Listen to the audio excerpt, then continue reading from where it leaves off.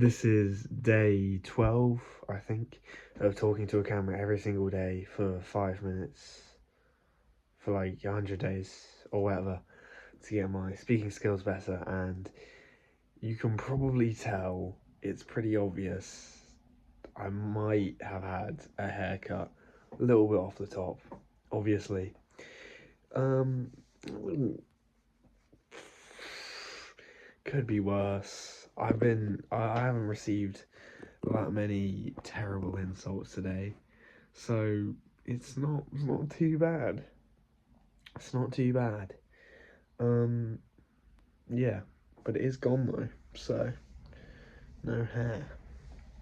Anyway, that's not the topic of this video. The one thing I wanted to talk about today was progress and progression. Now, progress obviously is something that you'll find with almost anything you do, whether it's at work, getting like new positions or getting better at a job, or whether it's in the gym lifting heavier weights, or whether it's, in any sort of sports, hobbies you do. Literally, almost everything in life has progression, which is a good thing because it gives you something to aim for, a goal to improve towards. It gives you motivation. It can be many things. For me, myself, this week I have made some major progress towards one of my goals, which my goal is to deadlift 120 kilograms this year. Among other things, I do have other goals, but for deadlift, that's my goal, 120. And this week I did 115. So I'm only 5 kg off, which is really good. I'm getting there, I'm getting closer to my goal. And I'm sorry, I just find it really weird to look at myself when I have no hair. I kind of look like I'm just a circle. Anyway,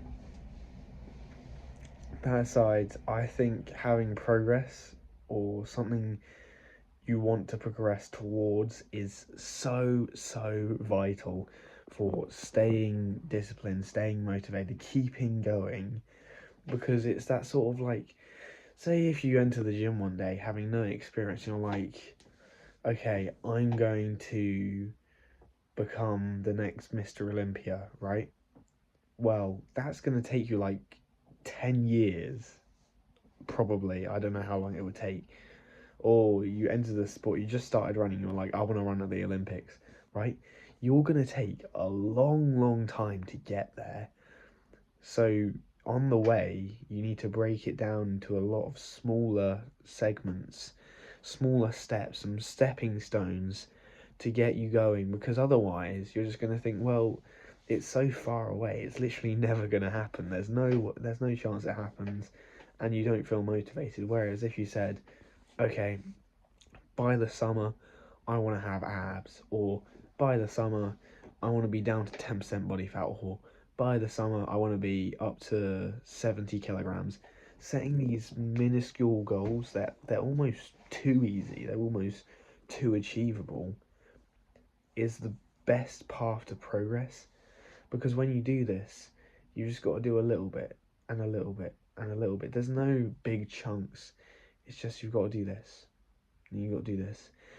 And then, so for example, with me, when I was getting into calisthenics at the start of the year, I decided, instead of saying, okay, I just want to do a handstand push up by the end of the year, which is my goal, I said to myself, I'm going to do some handstand training every day, a little bit, to work towards achieving the handstand. That's my step one, is to get the handstand. Then once I've got the handstand, I can start working on doing some negative handstand push-ups and some other steps along the way, instead of jumping straight to, I want to be able to do a handstand push-up, because that is miles away from my current position, and it's really unmotivating to have a goal so far away and so almost unachievable that there's just no point trying. Because it also, if you think about it, right, say you want to learn a handstand in a month, which is a somewhat achievable goal depending on your starting point. Like, I want to do a handstand in a month, right? You sit there and you think about it. It's, if you miss a day, right, that's way more important. You only have 30 days to learn that handstand, to get used to it, to work towards it. If you miss a day, that's really important. Whereas if it's a big goal, missing one day on 10 years isn't that bad. Anyway, thank you for being here. I'm going to go. Goodbye.